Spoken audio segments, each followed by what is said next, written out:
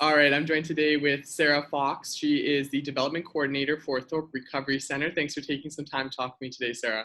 Thanks for having me. So the Sober September Challenge has just wrapped up. For those who don't know what that is, can you just talk about that a little bit to start off today?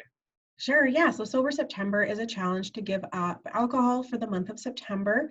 If you don't want to give up alcohol, someone could have given up something else like sugar, coffee, anything that's considered a vice in your life. And by doing so, you are raising awareness about recovery services and also fundraising for the Thorpe Recovery Center. The people who took part in this were called Sober Heroes. And first of all, what was the goal this year for people who were donating money and stuff? So what was the goal? The goal was $10,000 this year. And a non-monetary goal that I really want to impress upon is the awareness about recovery.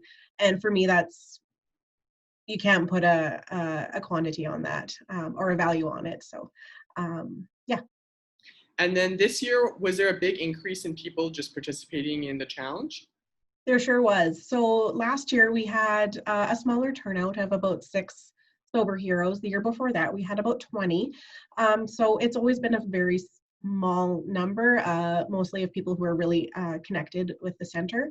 Mhm. And then this year we had a huge jump.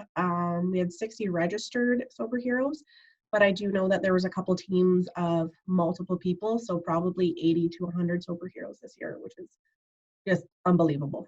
And you talk about the awareness. People a lot of times were posting it on their Facebook that they were taking part in this challenge.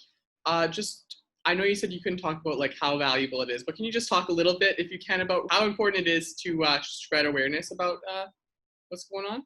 For sure. So a lot of the talk around addiction is often very negative, and it just puts a bad light on it, and it's a disease.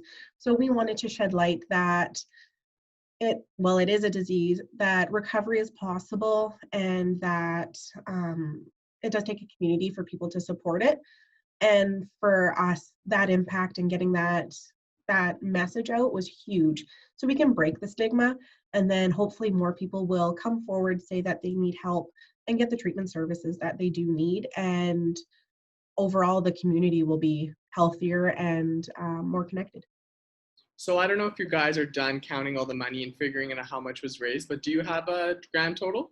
We have a ballpark. We're still waiting on a few cash donations to come in.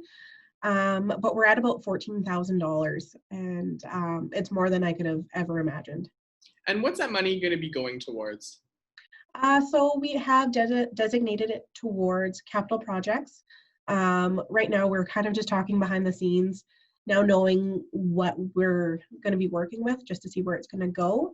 We do have a lot of capital needs, new mattresses, some refurbishing of our gym to make it more of a usable space, because right now it's being used for meetings and there's a lot of echo and things like that. So it will go towards a capital project.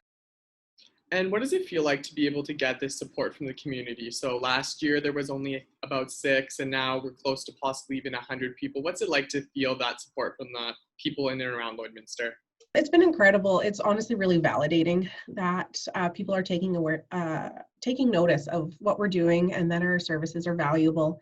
And yeah, just with this year of everything feeling really negative, it's nice to see something super positive come out of all of our isolation and disconnection, that we can actually come back together and support the community. And now as we head into the winter, is there anything else that's going to be coming up with Thorpe Recovery Center?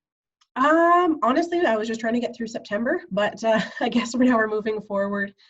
We will have our AGM coming up in November, so folks can check our Facebook and website for more details on that as they are released. And we're also hopefully going to celebrate our 45th year coming up in the spring. So That's very yeah, exciting, some big stuff down the road. And I want to thank you, Sarah, for taking some time to talk with me today. thank you so much.